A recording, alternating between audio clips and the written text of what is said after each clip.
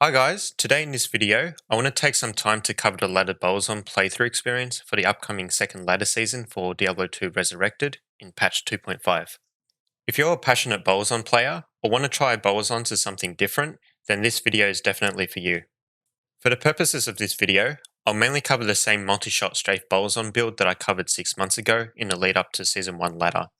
If you haven't checked out that video yet, I suggest watching the video by clicking here and then hopping back to this video straight after. From this, there isn't too much change to the overall strategy. However, I'll be covering some changes to this with the introduction of the new Diablo 2 game content, such as Terror Zones and Sundering Grand Charms. For the Sundering Grand Charms, by the way, I released a tier list video of me ranking the Sundering Grand Charms, so do check that video out as well. With that aside, I'll cover in this video build considerations, item considerations, playstyle considerations, and farming areas. Previously, the playthrough strategy was to use Strafe with an Insight and then Harmony bows, then respecing to a multi-shot build for endgame farming. While this remains the same, I want to share a few ideas on how to tweak your Bowazon builds as you adapt to farm the new Terror Zones in Hell. So first up, I want to cover DPS versus survivability. In patch 2.4, where Bowazons could safely farm areas such as Chaos Sanctuary, Cows, and the Pits without too much danger, the focus was heavily on DPS in order to maximize your farming efficiency. However, Terror Zones force you into a wider range of map types and therefore more chances to encounter surprise situations on the other side of doorways or round corners or obstacles. So to address this simply enough, consider adjusting your stat points to be a little more weighted towards vitality.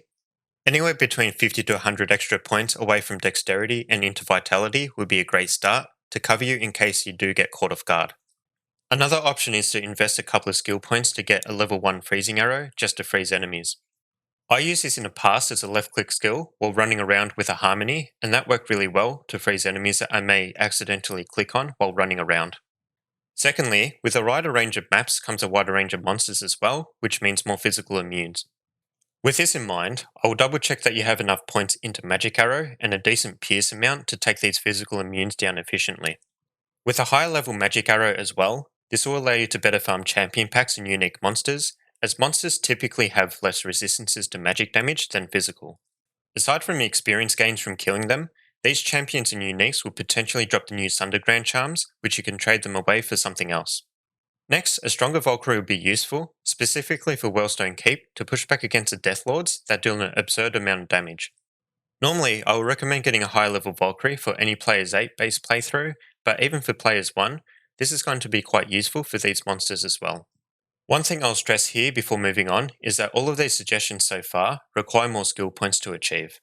As we're going to be focusing away from purely farming high density areas in patch 2.5, I suggest reclaiming some skill points from say a level 20 multi-shot and bringing this down to a level 11, 12 or 13 multi-shot instead to free up some skill points for this.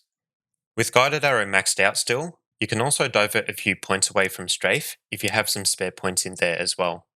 I think having just one hard point with some plus skills is enough for Strafe. With Terror Zones increasing monster levels well into the 90s now, attack rating would be more important than before. If Faith wasn't considered better than Windforce by some people out there, it definitely should be now, as Faith offers unparalleled attack rating and chance to hit, all resistances, as well as plus skills, all of which are going to be more important now. With all that in mind too, this could also bridge the gap between Mist and Windforce, at least for the little while that you don't have great gear. As for the Bone Break Sunder Charm, I covered this in my latest video, but in summary, this charm is not worth getting for your Bowazon, as you might as well just use Magic Arrow and not expose yourself to the extra physical damage. Your Grand Charm slots should then be focused on getting more max damage and attack rating, just like before. You may not be using skills like Slow Missiles in your current playthroughs at the moment, but in my opinion, Slow Missiles is going to be a useful skill for fighting Gloams, as well as tagging monsters, especially in tight indoor areas, so that you can get a sense of the dangers ahead. For your attack skills, even if Multi-Shot should still remain as your primary skill, you should work in using Strafe and Magic Arrow more often than before. Get more familiar with these skills in these new Terror Zone areas and see what works for you. And lastly, now more than ever, stacking cold resist and staying out of range of cold enchanted monsters is going to be important.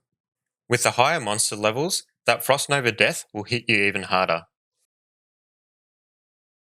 I'll highlight some specific Terror Zone areas that you should pay attention to while farming or even before deciding whether you want to farm there at all.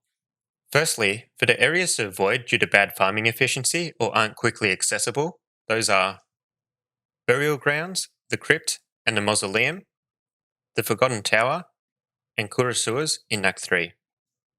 Next, dangerous areas for your Bowazon that you should consider using some specific gear for or decide whether you should even farm there at all. Those are Plains of Despair, Frozen River, Icy Cellar, Wellstone Keep and Throne of Destruction. These areas may contain gloams and is highly recommended to have Thunder God's Belt or Wisp Projector along with max lightning resistances before entering those areas. And then Kurasuas in Act 3, Flayer Dungeon, Durance of Hate, Icy Cellar, and Throne of Destruction. These areas contain dolls that explode for lots of damage when they die. I suggest either avoiding those areas or at least leaving when you do spot them in the area. So that's all the things I wanted to cover today. Thanks again for watching all the way till the end. If there's anything you have questions about or don't agree with, please let me know in the comments below. If you liked the video, then hit that like button.